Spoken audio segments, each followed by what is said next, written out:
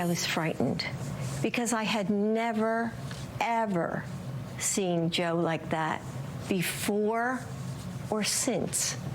Never. Or since? Yes. Or since. What happened? I don't know what happened. I mean, as I watched it, I thought, oh my God, he's having a stroke. Those comments from former First Lady Jill Biden raising eyebrows across Washington, and now President Trump is weighing in during a conversation with Miranda Devine. Do you believe Jill Biden when she says she thought that he was having a stroke? No, I don't believe it. No, he wasn't at the top of his game, but you have to understand, if you go back 35 years ago, he was not considered a smart person. He was never a smart person. He was a horrible president. And Miranda joins us now live. Miranda, it's great to see you, and great interview you had with the president. You made a lot of news in there. But I want to ask you about this Jill Biden stuff, because there is a headline this morning, it made the news in the Daily Mail. Dr. Biden is sassing at a former White House spokesman, Andrew Bates, who told the New York Post he doesn't understand why that painful conversation for the party needed to be opened publicly right now. Jill says, I want to say to Andrew, call me up and say it to my face.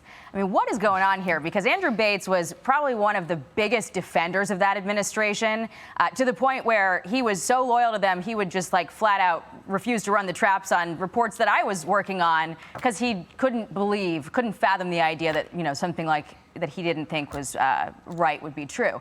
What do you make of Jill going after Andrew Bates?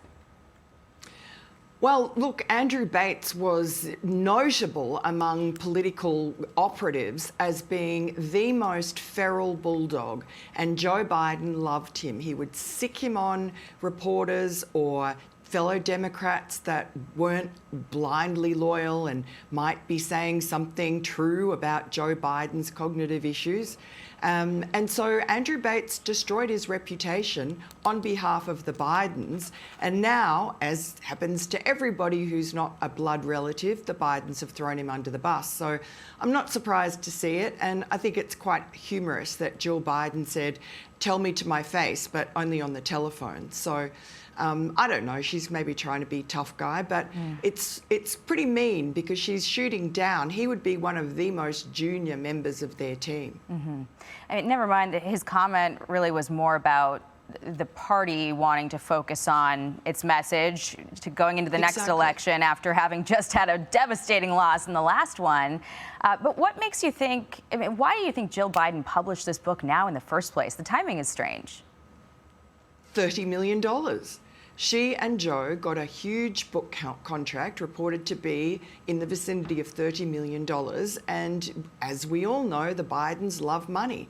And so she's written this book, and obviously she had to put a little bit of dishing on people in there. There's not a lot. The book is very slim on facts. I must say I was quite struck by a passage or part of a chapter where she really is pretty insulting to Melania Trump, the First Lady, and basically says that she was cold and rejected overtures to have cups of tea with Jill Biden, and sat in the car on Inauguration Day and, you know, replied in very short, terse sentences to some pretty nosy questions from Amy Klobuchar's husband about her family life. So I don't think it's fair of Jill Biden to do that to the First Lady. And, you know, to her credit, Melania Trump has not responded, and I asked President Trump about it, and he didn't respond to it either. He said he won't be reading the book. Yeah. Very quickly, because we're basically out of time, but you talked to the president about the 2028 ticket. He didn't indicate whether he wanted Vance or Rubio to lead it, but said he likes them together. What was your sense being right in front of him when he said this to you?